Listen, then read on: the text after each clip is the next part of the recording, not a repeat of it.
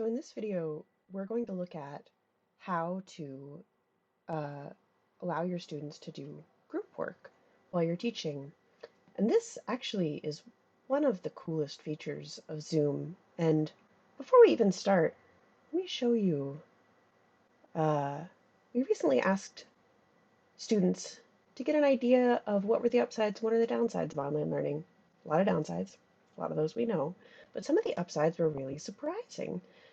Commute, we all know that one. But what I'm thinking of is this. So many people said that group work is actually better in their online classes than it is in in-person classes. And so we're going to look at the feature of Zoom that makes that true. Um, so what we're looking at now, we're in a Zoom meeting already. It's me and it's a dummy account that is a fake student. So one student in my class at the moment. And what we're going to do is form small groups out of the class. So let's look at how to do this. Small groups in Zoom are called breakout rooms. So you click breakout rooms here at the bottom, and it will ask you assign one, okay, in a normal class this would be 20 or whatever participants into how many groups do you want to have. So let's say we want, I don't know, if we had 20 participants, we want 4 groups. That would put 5 people per group. And you have this option to do it automatically or manually. And what this means with the automatic option, this is the thing that makes students like group work in online learning. So people reported to us that being randomly assigned to groups meant that they talked to members of their cohort that they would not if they were doing in-person sort of self-choice group assignment. This is a really cool opportunity to utilize one of the upsides of online learning as much as possible. Students really love this. Um, this other option is if you want to manually assign groups.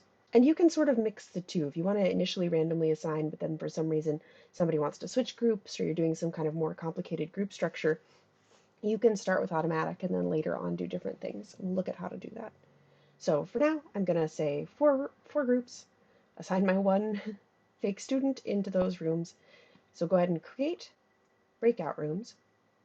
So I get this window, and it has randomly assigned the student to group 3. What is happening now? This is still a prep screen. This is one of the tough things about doing group work, is just to remember breakout rooms not started. You have to actually kick them off by opening all rooms before your students will be assigned to a breakout room. Before we do that though, let's look at some of the options on here. So in the options menu, these are all fairly useful, so let's go through what they are. The first one is move all participants into breakout rooms automatically. We already picked that. If you had picked manual assignment and then you thought, ooh, that's going to take too much time, let me just switch to automatic. You can do that at this point. Allow participants to return to the main session at any time. This is if they want to leave the small group they're in, or if their small group finishes, for instance, whatever assignment they were going to be doing, they can come back to the main session on their own, and you'll see that they've done that.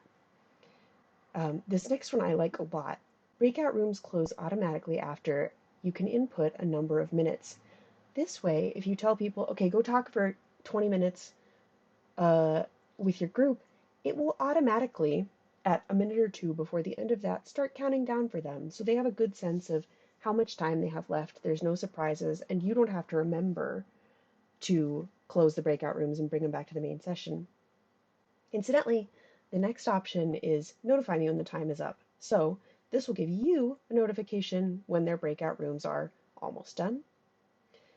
This is sort of the opposite. If you want to let them go in breakout rooms until you close it, countdown after closing breakout room means that when you press close breakout rooms, the students will have 60 seconds to finish up whatever they're doing and head back to the main session on their own. So it tells them you have 60 seconds to leave this session. They can kind of finish their sentences. So these are all great options depending on what you're trying to do. Let's look again at another option that you have here before you make the rooms. This one is very cool. It actually lets you remake all of the rooms really quickly. And so, for instance, if you wanted to do a sort of musical chairs kind of thing, put them in randomly assigned groups, give them a minute, put them in other randomly assigned groups, give them a minute, keep rotating in that way. This is the way you do it, is with this recreate button. So again, you can actually switch the number of groups that you have at this point. Again, automatic or manual, exactly the same. And then you would just press recreate all rooms. You can also add a room if you want to add an extra one. Maybe somebody has an idea, somebody else wants to group up. Very easy, just add an extra one. And when you have all the settings that you want in place, so for instance, my student is in room 3, I don't want to, move them to another room while we're up here. Each room has a number. If you click that number, it will tell you everyone in it, which can be kind of useful.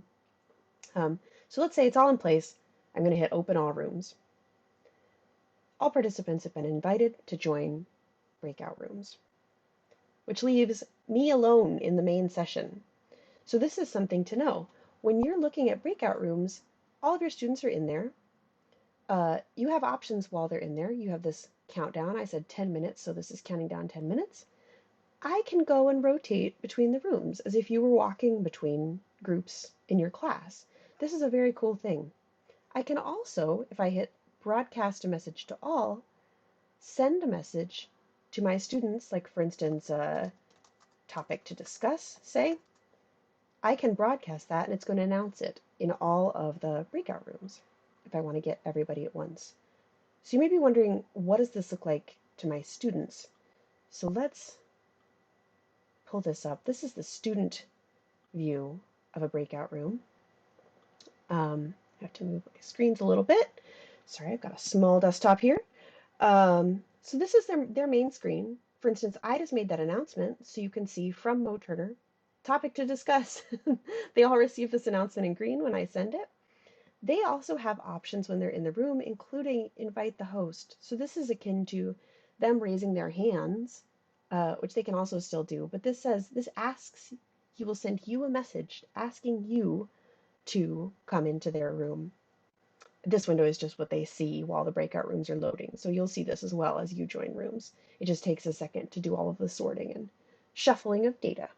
So if you wonder what your students are seeing, this is it. They'll see each other, their small group. It's basically just like a smaller Zoom meeting of their own, but they also have this option to invite you, and they can receive these broadcasted messages. So while people are in breakout rooms, you still have a lot of the regular options, chat, all of the things that you recognize from normal Zoom meetings. And if you want to close the rooms, so for instance, this timer will close them at 10 minutes, but say I wanted to close them early, people are done talking. I've already walked around to all of the different rooms and seen what they're doing by hitting join and joining and leaving each group one by one. So I'm going to close all rooms. So it's going to give them that extra 60 seconds. Remember, that was one of the options when we set up the breakout rooms, was to make it so that if I close the rooms, this will give them a little bit of leeway to finish up what they're saying. So that's about it for group work. This seems a little complicated at first, but it truly is one of the best features of Zoom, and the students like it a lot. So make tons of use of it. Great for role plays, great just for talking to students, great for having a social break in class so that students can chat with each other like they would if they were actually in the building. All in all, I think this is a very cool option, and I hope you get to make use of it in your classes.